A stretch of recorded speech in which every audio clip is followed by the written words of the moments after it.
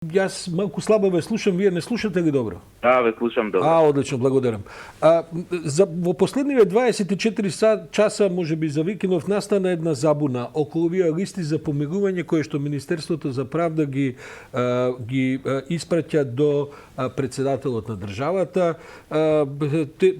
Кои се на листите, колку имиња се во прашање, спорни ли се тие имиња? Вашиот заменик Агим Нухиу излезе со Facebook статус дека не се согласува со предложените имиња. Ајде малку да ни објасните за што станува збор и дали ќе повлечете листата дури и пред да испратите.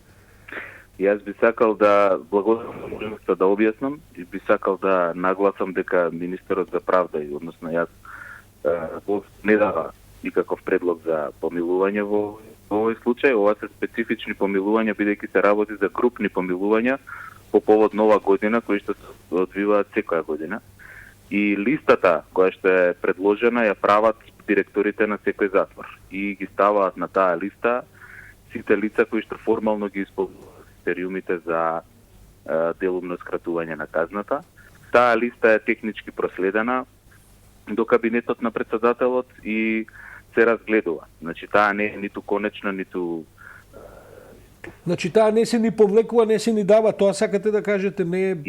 Таа е проследена формално, ние ќе земеме на повторно разгледување и мислам дека тие што дел од тие спорни имиња воопшто нема ни да се најдат пред комисијата. Значи има 4 филтри и овие групи специфични, како што кажав, бидејќи се во голема бројка и се даваат на предлог на затворите. Значи не на предлог на Министерството за правда, туку на предлог на директорите на затворите. Меѓутоа таа листа, како што кажав, е неконечна, ќе се разгледува, ќе се прават консултации и потоа ќе оди на комисија за помилување, а на крајот и кај лично ке председателот Пендаровски. Вас, мислам, ја гледам прилично непријатна реакцијата на вашиот заменик господинот Нухиу. Очигледно дека таму има, добро, на листата се наоѓаат и навистина луѓе кои што се врзани за големи афери, за 27 април нападите, има неколку, да кажам, имиња кои се врзани за цивилни случаи и така натаму. Токму затоа, Сашо, постојат филтри.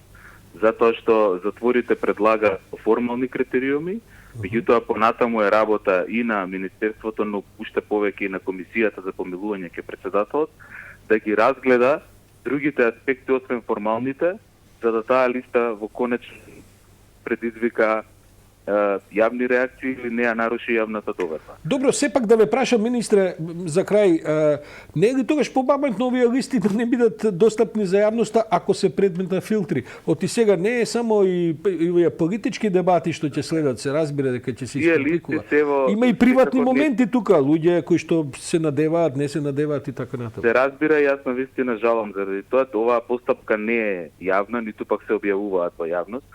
Тие се објавени на нечија лична иницијатива и до сега имало вакви ситуации кога имало спорни имиња, па тие биле отстранувани во подоцнежна фаза и затоа и неблагодарно е да се објавуваат во рана фаза во јавноста, бидејќи сепак право на помилување и право воопшто да се разгледуваат нивните очекувања и барања има лицата кои што се осудени и затоа секогаш ќе се наоѓаат имиња на лица што се осудени.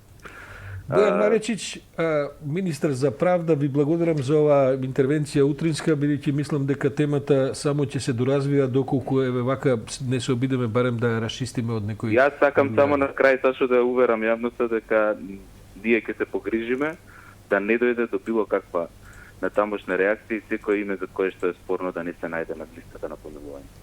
Да, благодарам Бојан Маречич, министар за правда.